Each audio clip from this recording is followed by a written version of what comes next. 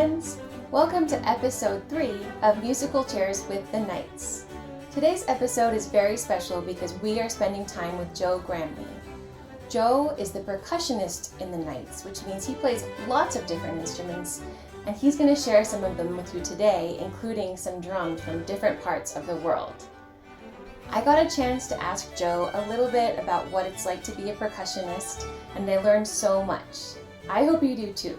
So let's dive in.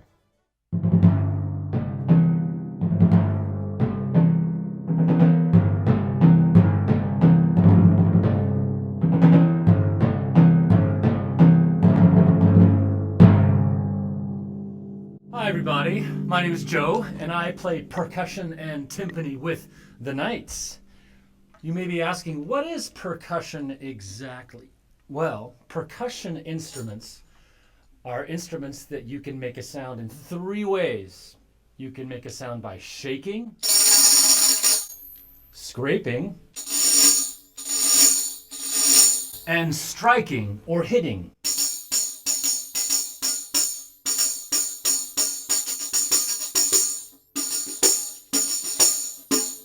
This is a tambourine. We're going to talk about the tambourine later. What I'd like to talk about first are these big, huge drums in front of me. These are indeed drums, and they are called timpani. Timpani are a very important part of the orchestra. In fact, the timpani developed with the orchestra at the same time. So that means that these drums, these timpani, are almost 400 years old. Many famous composers have written for the timpani, including Beethoven and Brahms and Bartók and Berlioz and many others. Timpani are indeed one of my most favorite instruments. Why do you think that is? Well, there are lots of reasons. The timpani can be very scary.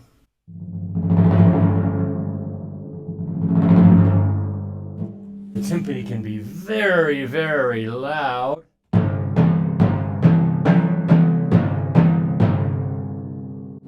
The timpani are very interesting because they can change their notes. They do have their own notes. They can change pitches or tones. And to do that, we use the pedal.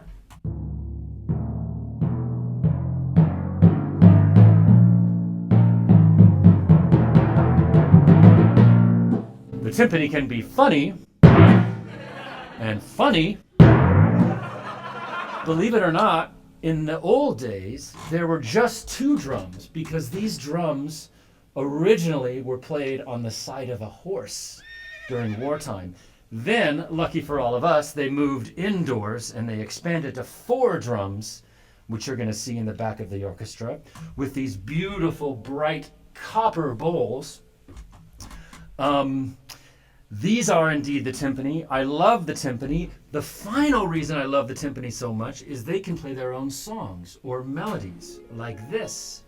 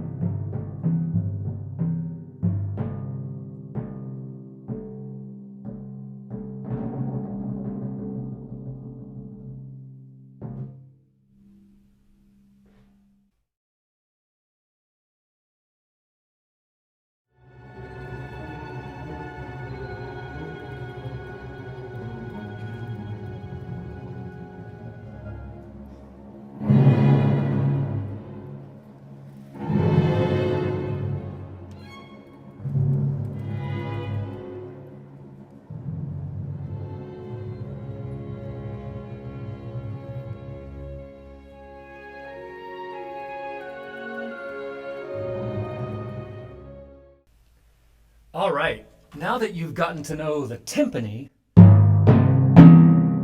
let's talk about some other instruments that you might see back in the percussion section in the orchestra.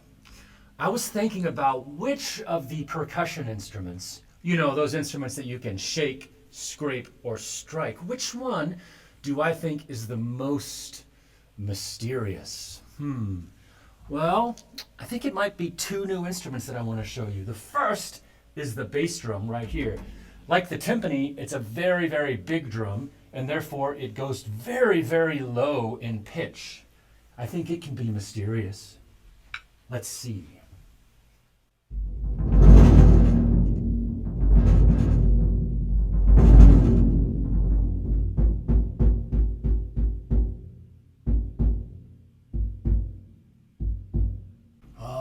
It can also sound like a heartbeat. I think that's a mysterious instrument. It's a little scary.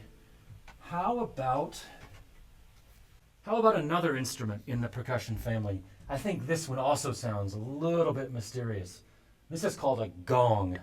It's from China, and in China they call it a tam-tam. It sounds like this.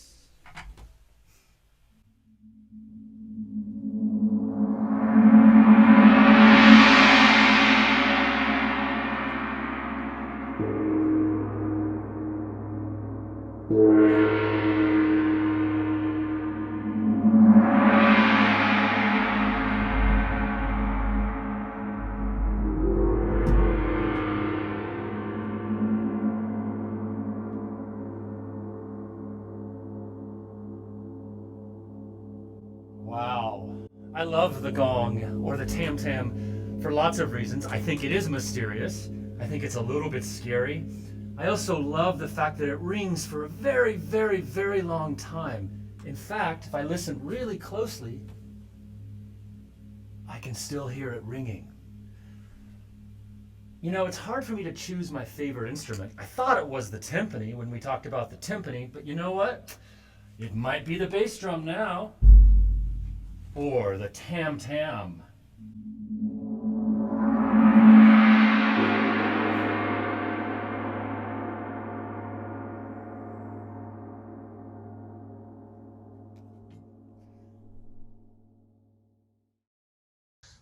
Hi, Joe.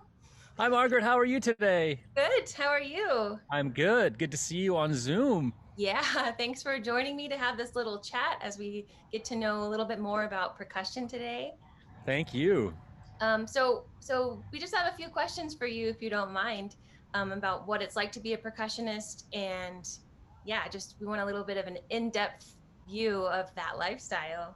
Sure. Well, it certainly is a fun lifestyle because we get to jump around and run around the back of the orchestra so much and pick up all different types of instruments at different times. So that's one of the many things I love about being a percussionist. Yeah, that's whenever I think about being in an orchestra and kind of looking back there during a rehearsal, I imagine people running around, and that's actually one of the questions I had. So if there's a piece that has a lot of percussion instruments in it, Mhm. and there are more than one of you playing, how do you decide who plays what at what time? Oh, that's a great question because there are lots of pieces of music that have many different instruments. In fact, we don't always have the same number of percussionists in the back. So if a piece of music needs more, we'll bring in another one of our friends. And that's another thing I love about percussion is we have to share all of our instruments. I think we're the only instrument in the orchestra where we share. So on one piece, I might play snare drum, and then on another piece, my friend Ian or Michael might play snare drum. So we're always sharing in the back. And that's another thing that we get to do in the back of the orchestra is we get to ask each other, okay, Margaret, which instrument do you want to play today? And so we'll share that way too. So some days I'll play the snare drum, some days I might play tambourine or timpani, other days I might play the xylophone. Or if one of my friends hasn't played one of those instruments in a while, we'll talk about it and they'll get to play that instrument for that concert. Wow, that's so nice. You get to kind of discuss it and figure it out ahead of time. Hmm. That's really nice. So Yeah. I always wondered, these percussionists, they show up and they have so many instruments, but I don't think I've seen a percussionist carrying a xylophone on the subway on the way to Brooklyn. So is there anything that you do carry around with you, or how does that work? Yeah, that is another great question about all of our instruments and how we get them to the rehearsal where we can practice together.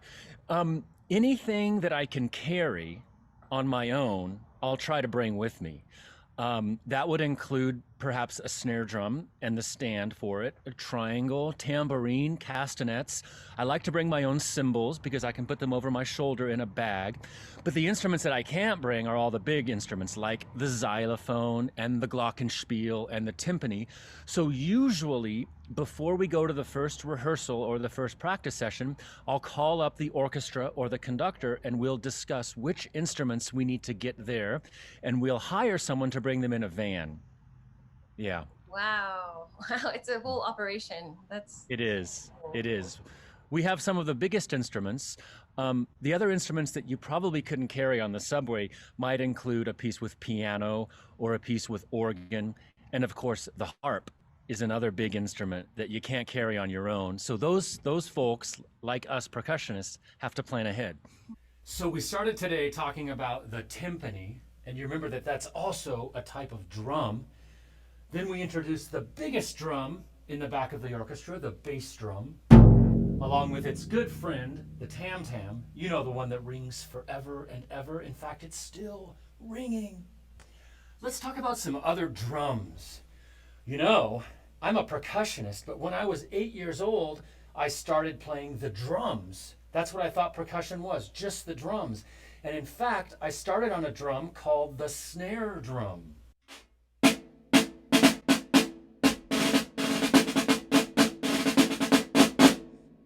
Well, actually, that's not true. The drums can be sometimes loud, and my parents didn't love that so much when I was just starting off when I was young. So I really actually started off on a practice pad. This was my very first instrument, and it allows us to play a little bit softer, so I didn't bother my parents and my brothers and sisters so much.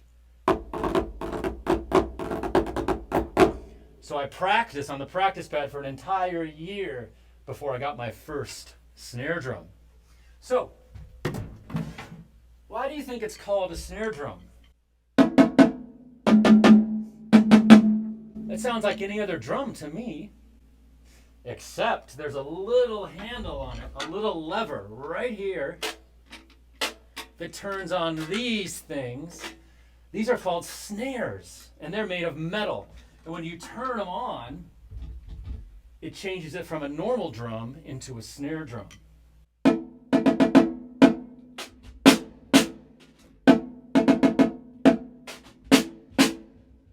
You can have lots and lots of different sizes of snare drums. I have 3 sizes here.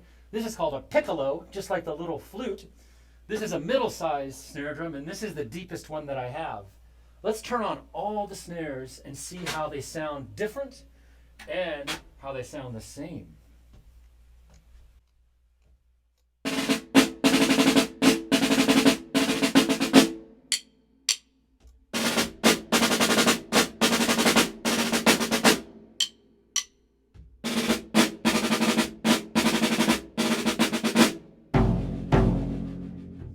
I really do love the snare drum, and as you remember, it was the very first instrument I got to play in the percussion family after I learned on the practice pad. So there are lots and lots of drums in the percussion family. Some have snares, like you see. Some have jingles. Do you remember the tambourine? Well, the tambourine is super cool because it has these jingles on the side. It's also the one that can do all of our sounds: shaking, scraping, and striking. We have tambourines from far away. This one's from Egypt. And instead of holding it flat, I hold it up like this so I can play on the jingles.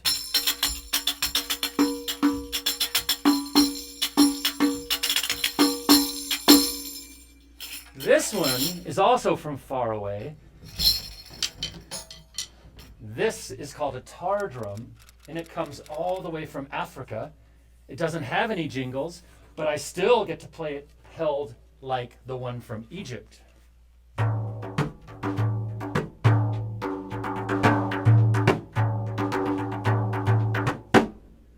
Maybe at the end today, I'll play a song for y'all that includes almost all of these instruments. I'm going to see if I can figure that out.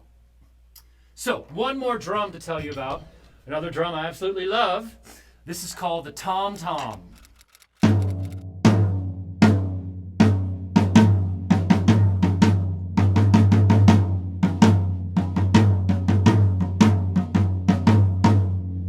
you're going to see the tom-toms.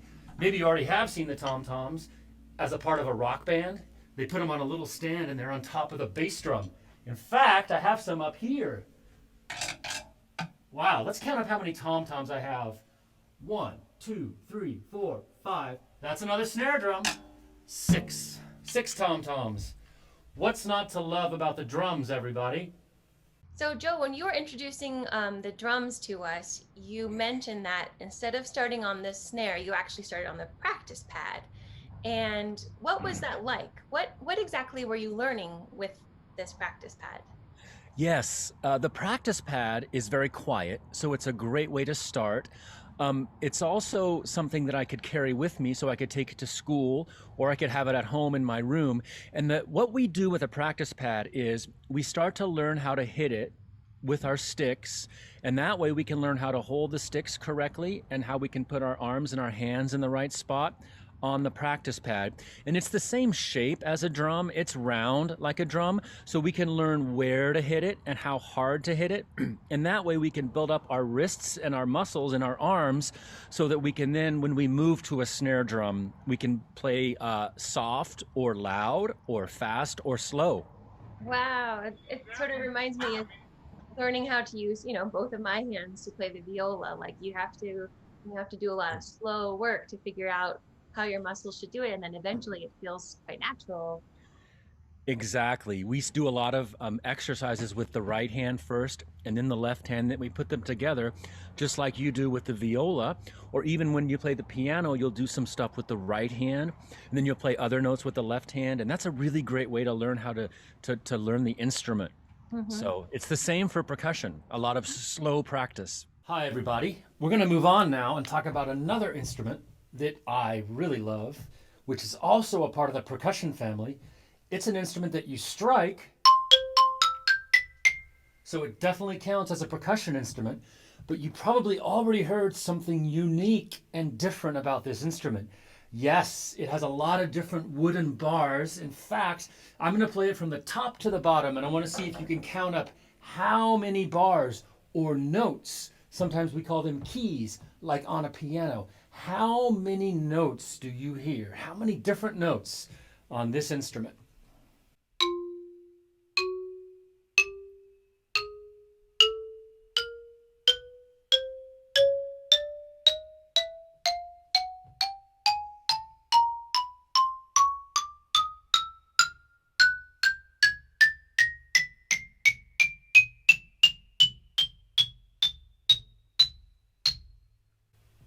Wow, there are 45 different keys or 45 different notes on this instrument, which is called the xylophone.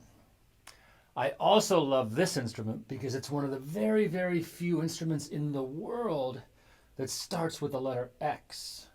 I know it sounds like a Z, but it's Xylophone.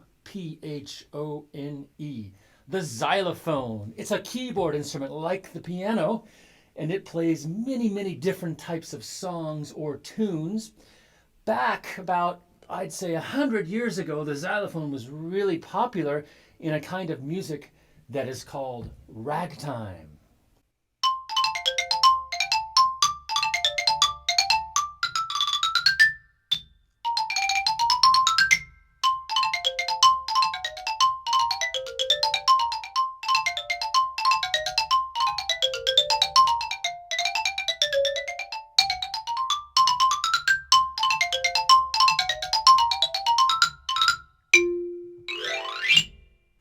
So you can play with lots of different types of beaters, which we call mallets. These bright red ones are made of plastic. We have some that are made out of wood.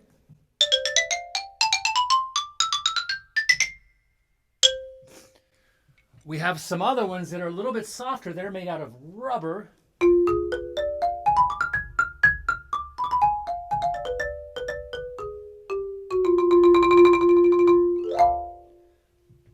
And we even have these green ones that are covered in yarn for a totally different sound.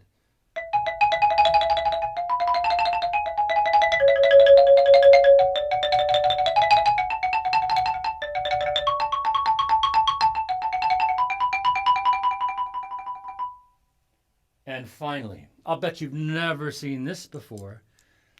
We can hold not one, not two, not three, but 4 mallets at the same time on the xylophone.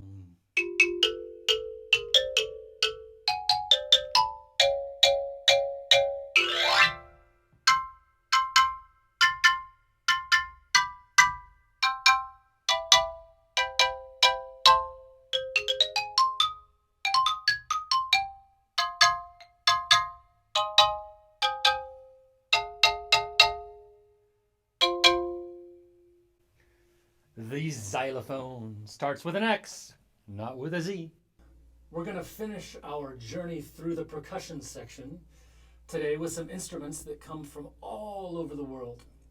These are all instruments that we play only with our hands instead of holding sticks or mallets like you saw me doing before. The first instrument is a really cool instrument because you also get to sit on it. It's called a cajon. It's literally shaped like a box, and it's made out of wood. This next instrument comes from Africa. It's called a djembe. It's another instrument we just use our hands on.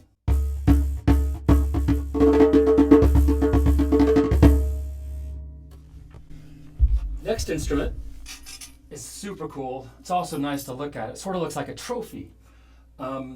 This is called a derabuka. And it comes from the Middle East. It's made out of metal and it's got a plastic drum head on the front.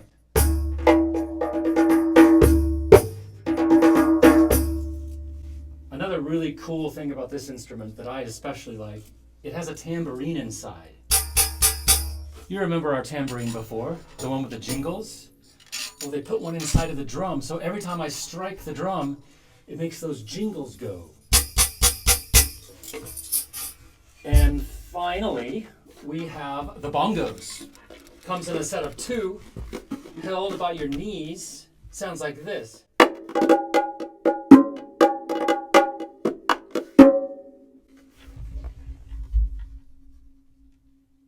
You'll also see in this last tune something you saw before, which is this other type of tambourine from Egypt called the rick.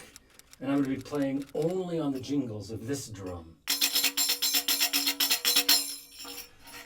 All right, I hope you enjoyed this last tune. It's called Brielle, and it's played by the Silk Road Ensemble, and it's written by John Zorn. Thanks so much, everyone.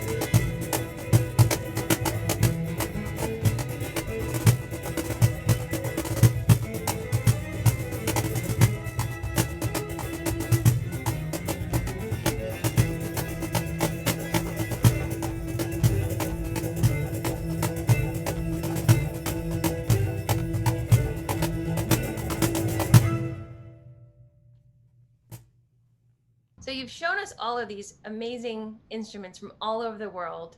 And I feel like we're just getting, maybe even a snapshot of what it's really like. And I was wondering if you've ever used something very unusual, something that you wouldn't consider an instrument in its normal purpose, in a performance. Have you ever used something kind of different? I have. Margaret, do you know what a ping pong ball is? Mhm. Yeah, the white little plastic balls, they bounce really high. They also bounce off of a drum. Whoa. If you I once had to pour 5 ping pong balls on a big bass drum. So what they did is they fell out of the container onto the drum and they made a sound. And then when they rolled around on the drum, they also made a sound. What's interesting is that same piece of music where I had to play with the ping pong balls, I had to take a newspaper and rip the newspaper for a different type of sound. So we're always trying new instruments, and composers are always asking us to do all of the fun and weird things. Another fun new instrument, in addition to ping pong balls and newspapers I had to play, and I really like to play, it's called the wind machine. It's a big wheel with a handle on it, and it's also in the back of the orchestra. And when you turn the wheel, it rubs against a material called canvas, and it sounds just like a windstorm.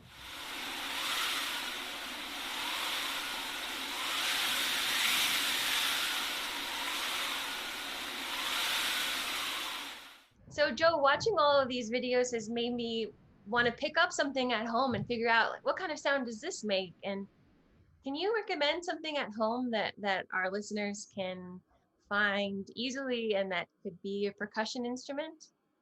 Oh, yeah, there's so many cool sounds that you have already in your house that can be used as a percussion instrument. You know, anything that you can strike or hit or shake or scrape. So let's see. I think when I go out to my garage that a plastic bucket sounds really good. And I can hit it with 2 rulers or 2 pencils or 2 pens. It sounds really good. Or if you're at school, you know what sounds amazing is where you get the water from in the water cooler, that plastic jug. That sounds really great. Another really cool instrument in the kitchen is a whisk. It's the wire whisk that you use to make, I think, cookies and brownies and cakes. That sounds super cool if I hit it on a pan or even like a frying pan.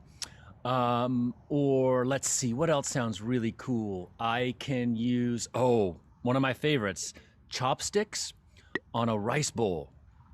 In fact, there's a composer that wrote for those. His name was Lou Harrison. He's a very famous composer from California. He wrote a lot of music that actually used rice bowls and chopsticks. Very cool. Wow, I'm inspired. No, thanks. It's fun. Great. Percussion's fun. That's what I always remind myself. Yeah. So thank you so much for sharing all about it. And if our listeners have any more questions, like please write to us and we'll ask Joe. And this has been great. Oh, thanks, Margaret. Thanks for hosting this great series on Of course. percussion.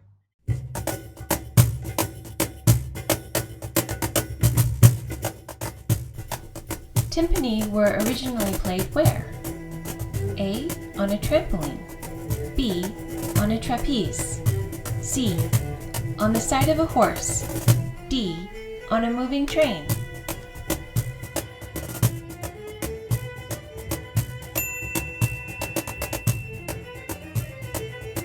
Which is the biggest drum in the orchestra? A. The bass drum. B. The timpani. C. The snare drum. D. The tambourine.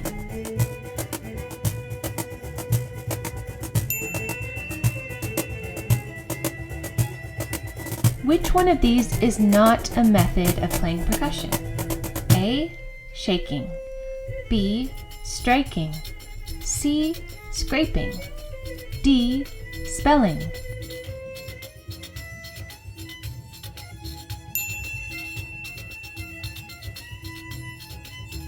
How many keys are there on a xylophone?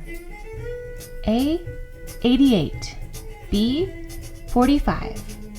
C. 100. D. 38.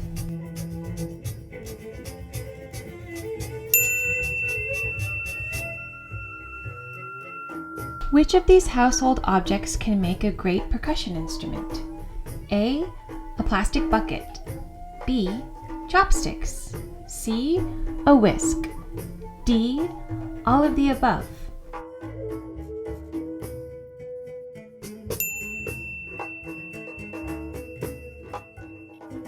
Which of these does Joe carry with him to a rehearsal or performance? A, xylophone. B, glockenspiel. C, cymbals. D, timpani.